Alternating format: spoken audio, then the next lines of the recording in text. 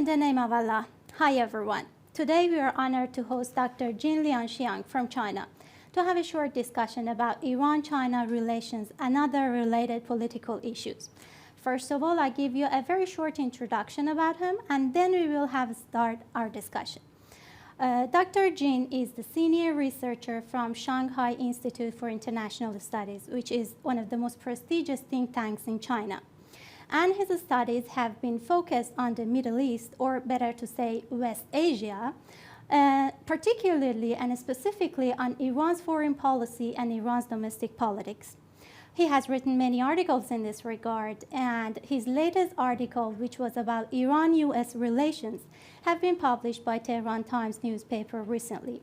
Dr. Jin, so nice to have you here today, and I welcome you on behalf of the academic community of the University of Tehran. Thank you very much for bringing me here. It is a great honor to have this interview. Thank you very much. The honor is ours. I have a few questions here, and I will go forward as long as the time allows us. And if you don't mind, I prefer to start with a cultural question to warm up the discussion. No problem. Would you please tell us about the cultural commonalities between Iran and China? As you know, both of us, Iran and China, have had a long and rich history, and we have very ancient civilizations. The Persian Empire, the Chinese Empire, which are absolutely incomparable with the 5th or 6th century history of the United States of America, and not even comparable with the history of some of the European countries. Would you please tell us about the shared features between the two nations which can bring the Chinese and Iranians closer together?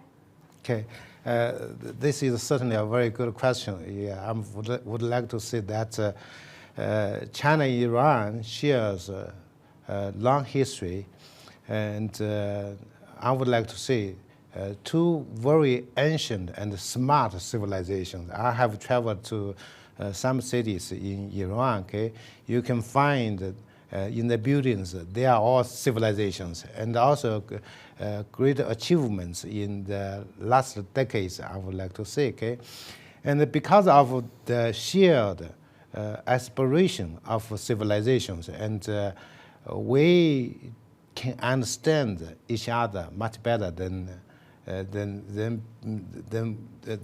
with other peoples. I would like to say that we can understand each other very well. We do have several commonalities. For instance, in both our culture, we are very hospitable to our friends.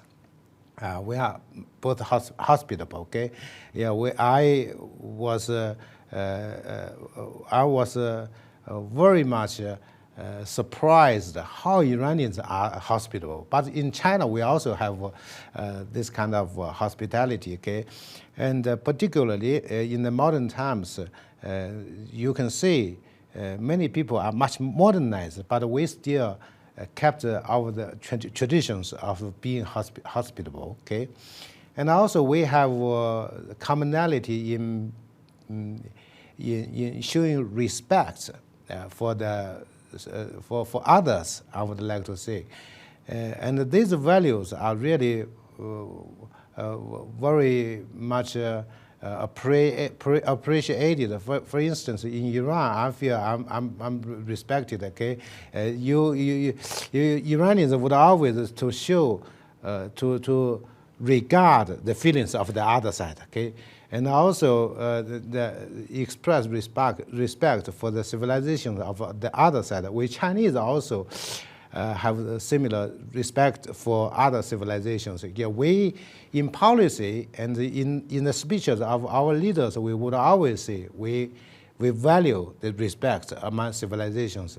And thirdly, I would like to say we attach great importance to friendship. Okay, in Western literature or in Western academics, you can find that many people say there is no permanent there is no permanent friendship, but permanent interest. But I would like to say both Chinese and the Iranians values friendship greatly. We think that actually we cannot just live with interests. We also need to talk about friendship. Okay, Actually, in our bilateral relations, we can see a lot of evidence of our friendship. Okay, I think it is because the lack of the sense of friendship that undermines the relations between countries and between peoples. Okay, and the friendship between countries, even sometimes, when we do not talk about the interest, we talk about friendship, that will make countries, the relations between countries reasonable. Okay, and also I think in both of our cultures, I mean in values, we value a lot about justice and equality. For instance, in Iran, you have a lot of measures and the practices protecting the vulnerable. In China, we also have a lot of measures protecting vulnerable people. For instance, we have a poverty reduction project in the last decades, okay, which is really very much successful. Okay, it reduced the poverty greatly, and in Iran you can find the breads. Those basic foods are very, very, very cheap. I think it is very good, and we favor the culture of respecting justice and equality. Okay, thank you. It was very interesting for me. You said that the basic foods are very cheap in Iran. Yes. In comparison with other countries, yes? Okay. So, but the Iranian people usually think that food and in general, the living expenditure in Iran are very high, and they always, most of the time, they complain. Maybe in some occasions they are true, because if we compare it with the salaries, they might be considered expensive. But I agree with you that in general, Iran's food and living expenditure is not as high as other countries. Okay. So please tell us about what other aspects of Iran and China relations must be strengthened, and what aspects have been neglected so far and has not been paid enough attention. Okay. I think this year or this period of time actually sees the best moments of China-Iran relations in the history. Okay, though in the history our relations are always good. Okay, I would always argue China-Iran relationship is defined by gifts instead of by guns. Okay, so I would like to say always friendship, but we reached a new highest level in history. Okay, so this year, the February of this year, saw President Raisi visited China, and he received a group of Chinese scholars, and I was part of that. Okay, and the visit saw actually the relationship between China and Iran, mutual trust has been greatly enhanced.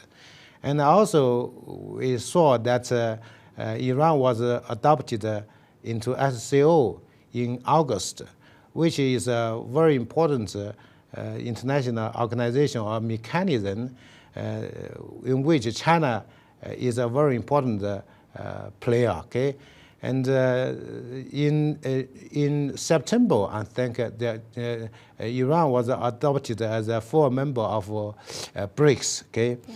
And also in March this year, we saw that Iran and Saudi Arabia resumed their diplomatic relations. It was mediated by China. Okay? We see a lot of achievements in mutual political trust. I think it is at the highest level, okay, in history. Okay?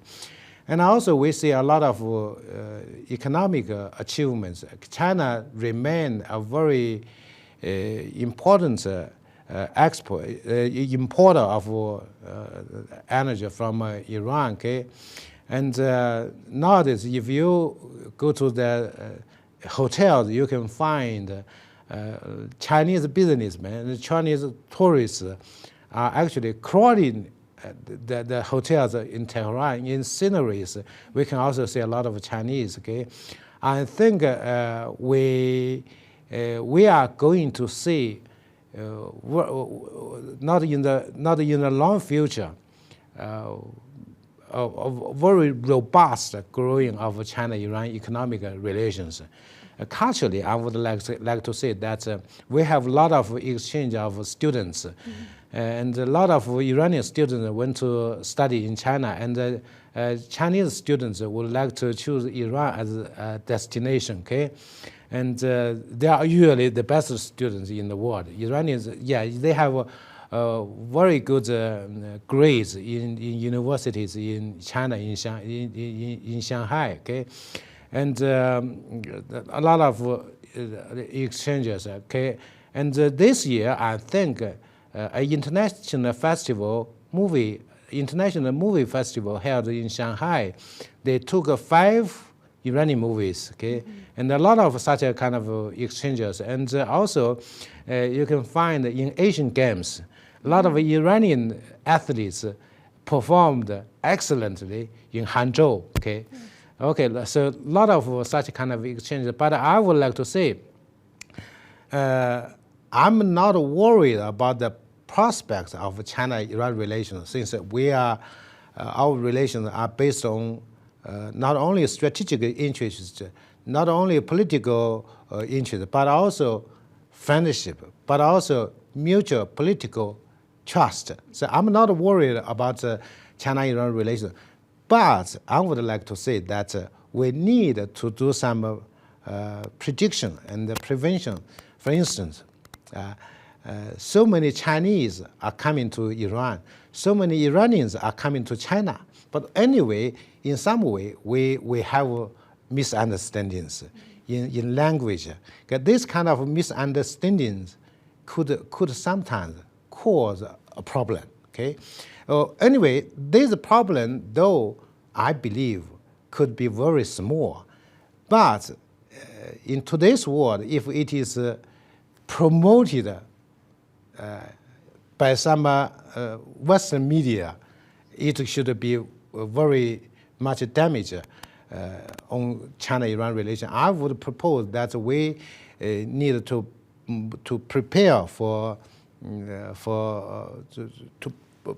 to prevent this kind of scenario from becoming reality. That is, we do need some prevention measures. Okay. Yeah. Okay. Thank you. Would you please tell us more about the neglected parts of the Iran-China relations, and which part of our relations need to be more strengthened in the future? Actually, I would like to say,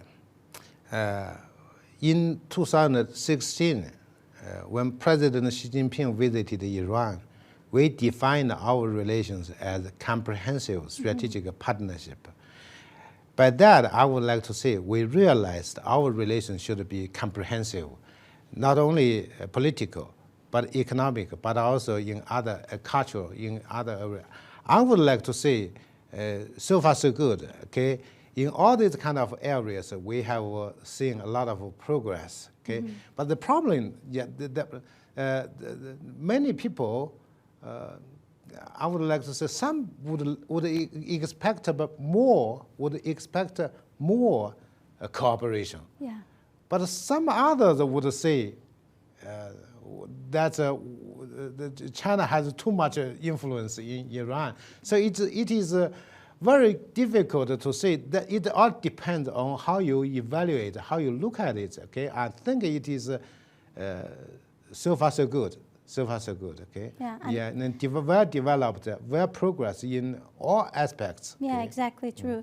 Do you think what are the economic consequences and benefits of that comprehensive 25 strategic partnership between Iran and China? What are the economic results and consequences for Iran? I think these years, actually, you have already seen the growth of China-Iran economic cooperation. I do not have very specific specific number about this cooperation, but you can find it in Tehran Times and other media. They have a lot of reports about it. For instance, I remember very clearly there is some report in Tehran Times about China-Iran economic cooperation on the version of May 27th.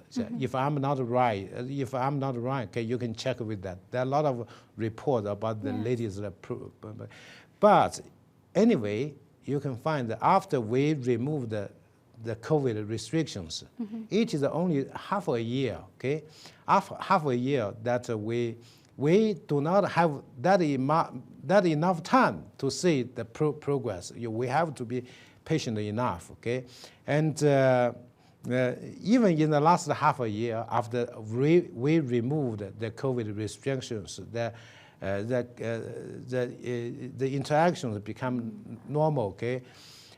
You have Nowruz, you have also Ramadan, okay? All these kind of all this kind of the period, you just stay at home, okay? You just stay at home. Okay, so actually we only see something like 4 or 5 months that we have normal interactions, okay? But nowadays you can see that all the flights traveling between China and Iran are full, okay? I even expect that it is because of the restriction of the number of flights that that it is not sufficient to follow the pace of the development of China-Iran relations. Okay, so anyway, I would like to say that we have to move forward steadily. Okay. Yeah, very good, very good. Thank you very much. And please tell us about the special geopolitical characteristics of Iran, or even strategic characteristics of Iran that encourage the Chinese officials to continue their cooperation with Iran. What's special and unique about Iran? The answer to this question is very interesting for me personally. Okay, thank you very much. That is certainly a very good question, but I would like to put the question in the following ways: what are the specific shared geopolitical interests we have? Okay, I think firstly, China and Iran share the interest of maintaining stability in the region, okay, in the region of West Asia and North Africa, okay. So this region is your neighborhood, okay. Stability will serve to pave a favorable environment for you to develop at home, okay, for your economy. But we also think that the Middle East, the West Asia, is a very important market for us, okay, and so I think we have the same geopolitical interest of maintaining stability in this region.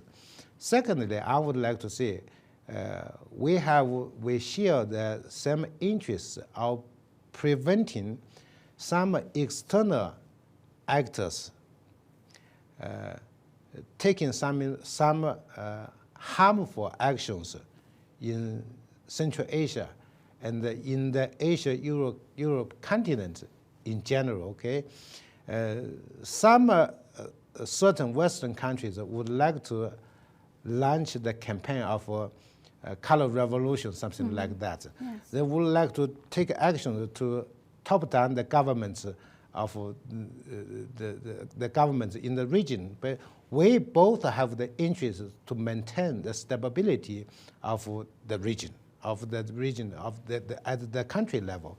And also I would like to say that China and Iran both have interests in maintaining justice in the world, okay?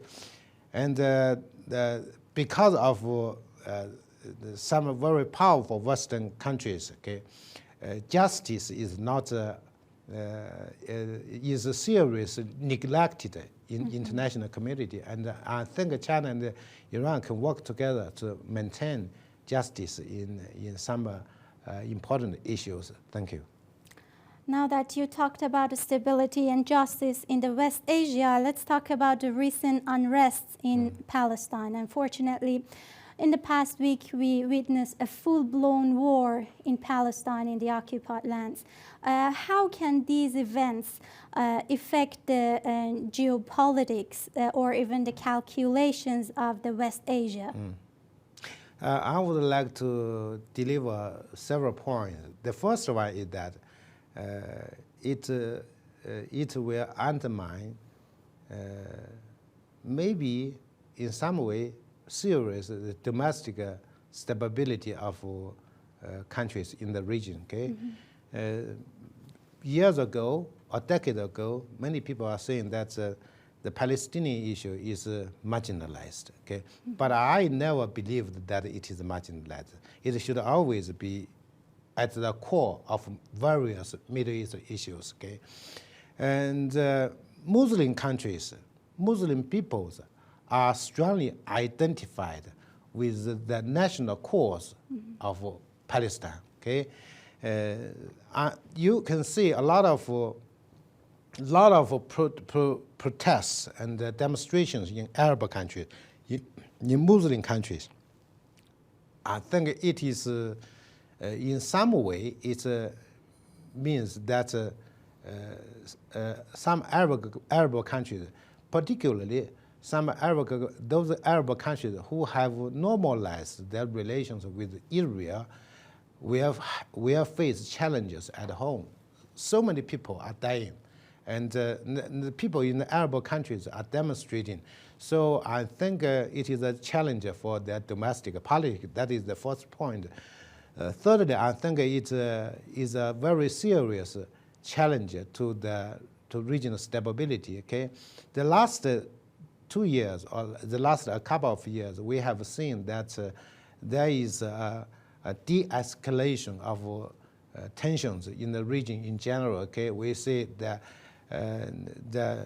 de-escalation of tensions between Iran and Saudi Arabia. Okay, but because of this kind of tensions, the latest conflicts, I think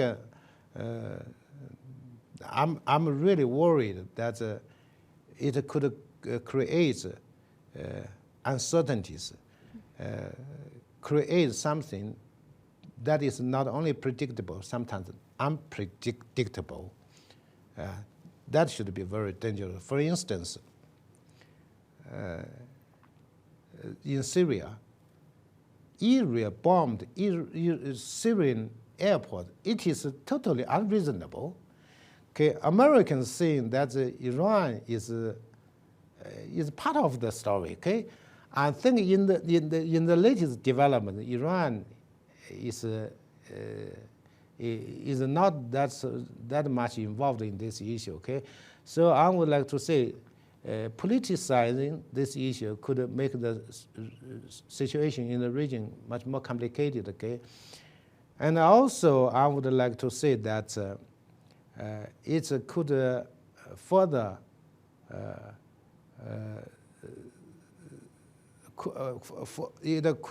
reduce the influence of the United States in the region. Okay, I suppose that the people in the region are not satisfied with the American policy. Okay, particularly the latest conflict indicates the United States policy in the region is very, very much problematic. Okay, Yes, exactly. I think the conflict itself indicates America is declining in the region. Okay, Exactly. Thank you. Well, Palestine is as important and as critical for the Muslim countries as Taiwan is for China. And as Imam Khomeini said, Palestine is like a piece of flesh of the body of the Muslim countries. And as the Supreme Leader recently directly indicated that Iran was not involved in the conflicts in Palestine. But you know, we are witnessing, unfortunately, war crimes committed by Israel. You know, they have cut off water supplies and electricity. They blocked food and medicine. And it's not all the story. They even poured white phosphorus bombs on the heads of civilians, innocent women and children, and even elderly people. And these are war crimes, according to the international laws that was written by the Western countries and European countries. And even the same, and now the same countries not only did not condemn the Israel's war crime, but they also strongly supported the Israel. You know, as you know, Gaza Strip is one of the most densely populated areas on the planet. And it's like an open-air prison with almost 2 million prisoners. And the hospitals of the Palestine indicated that children may die in the incubators because of the lack of fuel and energy and electricity. These are war crimes. What are the reaction of the Chinese government to these war crimes committed by the Israel and the Jewish state?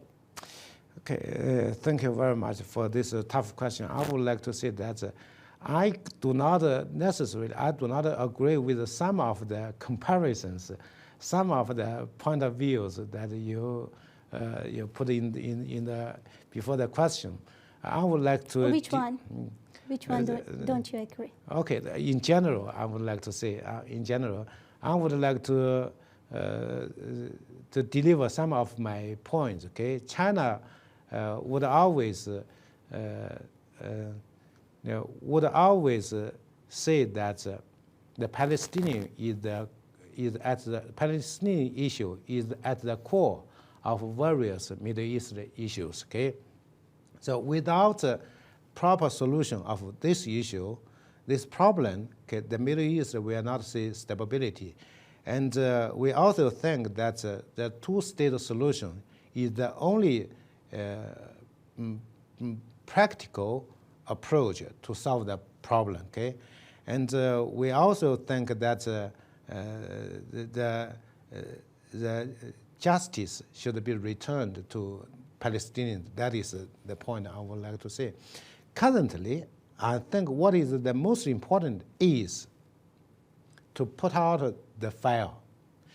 If the fire spills over, and it will be no good for, it will be good to nobody. Okay, what is important is everybody, external actors, regional actors, put out the fire as soon as possible.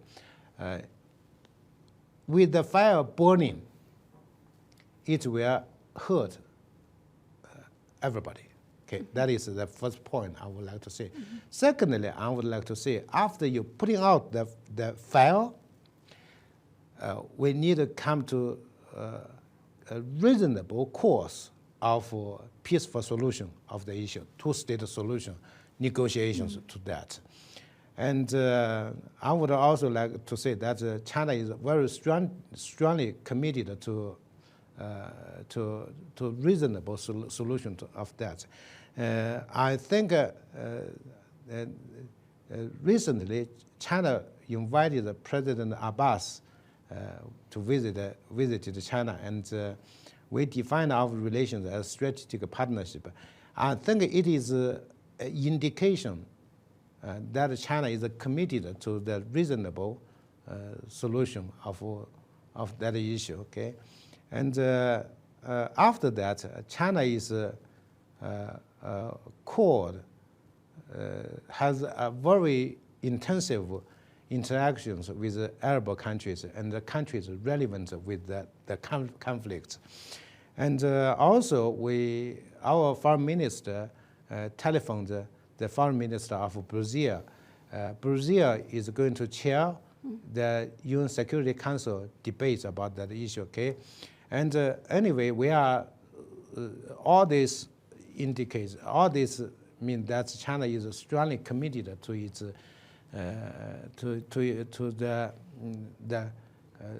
to solve the problems on the ground, not the immediate humanitarian crisis, but also the future solution of the problem. If the problem is not solved, you can often have fires in that region. Okay, I will just stop here. Thank you very much.